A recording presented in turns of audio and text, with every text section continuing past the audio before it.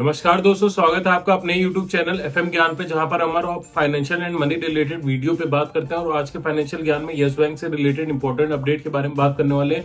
आज yes bank का price बढ़ते हुए देखने को मिला है। इसके पीछे का रीजन क्या है, किन्होंने अपनी रेटिंग बढ़ाई, वो सारी चीजों को कवर करेंगे।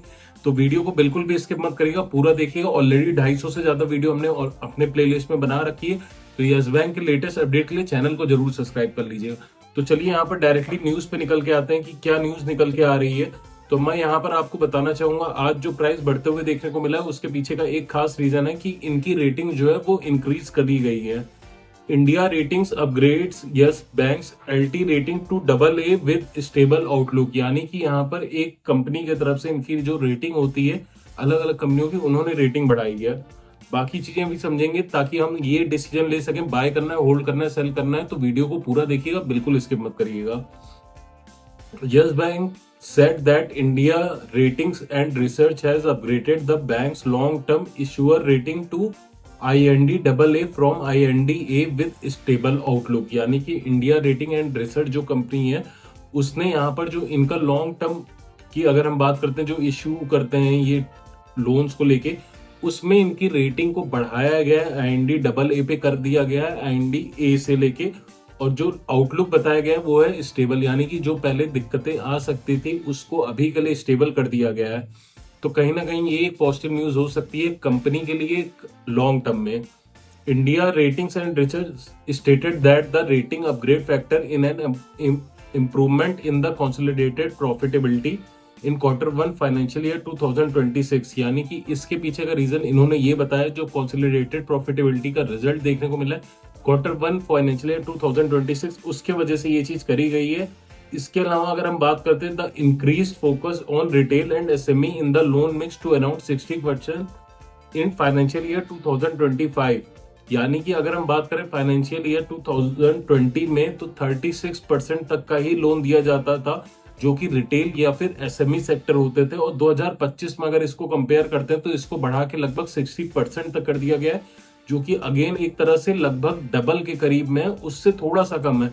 और खास बात यह आपको समझना होगा कि ज्यादातर बैंक यहाँ पर जो NPAs उनके पास ज्यादा होता है, उसके पीछे का रीजन ये है कि वो लोग बड़े बड़े कॉर्पोरेट लोन सैंक्शन करते हैं और उसके बाद वो कभी भी पेड नहीं हो पाते हैं अगर कंपनी बैंकरप्सी पे आ जाती है। तो अब इंडियन बैंकिंग सिस्टम क्या कर रहा है कि जो रिटेल सेक्टर है या फिर SME जो स्मॉल बिजनेस है, उनको लोन प्रोवाइड कर रहा है, क्योंकि वहां पर रिस्क कैपेबिलिटी थोड़ी सी लो हो जाती है। क्योंकि यहाँ पर जो ज्यादातर लोग होते हैं उनका लोन अमाउंट कम होता है और वो रिपेमेंट आ जाती है, और इस वजह से NPA नहीं होता।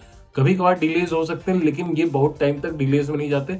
कॉर्पोरेट वाले में सीधे इंसॉल्वेंसी होती है, और यही चीज यस बैंक फोकस कर रहा है 2020 के बाद से, जब कंपनी का रिकंस्ट्रक्शन हुआ था एक तरह से, जब लास्ट टाइम एक लूपहोल निकला था जिसकी वजह से पूरे शेयर प्राइस गिरते हुए देखने को मिले थे। तो यहां से इसके वजह से ये इंप्रूवमेंट देखने को मिल रहा है। Further more the upgrade also reflect the banks improve asset quality. यानी कि इसके वजह से जो बैंक का एसेट क्वालिटी है वो भी इंप्रूव होते हुए देखने को मिल रहा है, जिसमें नॉन परफॉर्मिंग एसेट हो गए या नेट सिक्योरिटी रिसिप्ट, ये सारी चीजें मिलके आती हैं। इसके अलावा अगर हम बात करें तो banks maintain and adequate capital position with a capital adequacy ratio of 16.2%। यानी कि बैंक के पास अभी के टाइम में अच्छा खासा कैपिटल भी है। अगर उनको कोई एक्सपेंशन करने या कोई ऑपरेशन करने तो भी कोई बैंक को दिक्कत नहीं आएगी, या कल को कोई नया लोन NPA होके आ जाता है बड़े लेवल पे तो भी दिक्कत नहीं आएगी, क्योंकि उनके पास जो कैपिटल है वो अच्छी खासी है, 16.2% है। अगर हम Tier 1 में कंपेरिजन करते हैं, जो कि पहले 14% के करीब हुआ करती थी। इसके अलावा बात करें तो India rating also consider the proposed acquisition of 20% stake by SMBC, जो इसके बारे में हमने ऑलरेडी कई बार बात कर रखी है कि जब भी वो डील कन्वर्ट होगी तो कहीं ना कहीं एक पॉजिटिव आउटलुक निकल के आएगा। और इस चीज को भी यहाँ पर इस कंपनी ने रखा हुआ है नजर में कि 20% का अगर स्टेक यहाँ पर एक्वायर किया जाता है तो कहीं ना कहीं आगे चल के एक्सपेंशन और बहुत सारी चीजें देखने को मिल सकती है। इसके अलावा अगर हम बात करें as of June 2025, bank had a network of over 1253 branches and 1330 ATMs with deposit of ₹2.75 trillion. यानी कि आप समझ सकते हैं कि बैंक के पास अच्छे खासे ब्रांचेस हैं, ATM है, और जो डिपॉजिट है अभी करेंटली बैंक में वो मिलियन या बिलियंस में नहीं है, वो ट्रिलियंस में है, वो भी अराउंड 2.75 ट्रिलियन है। जो कि अपने आप में अगेन एक अच्छी बात हो जाती है। हालांकि बैंकिंग सेक्टर में लगभग सभी के पास ट्रिलियंस में होगा डिपॉजिट, क्योंकि कहीं ना कहीं कस्टमर बेस ज्यादा होता है, लेकिन ये एक पॉजिटिव चीज नहीं।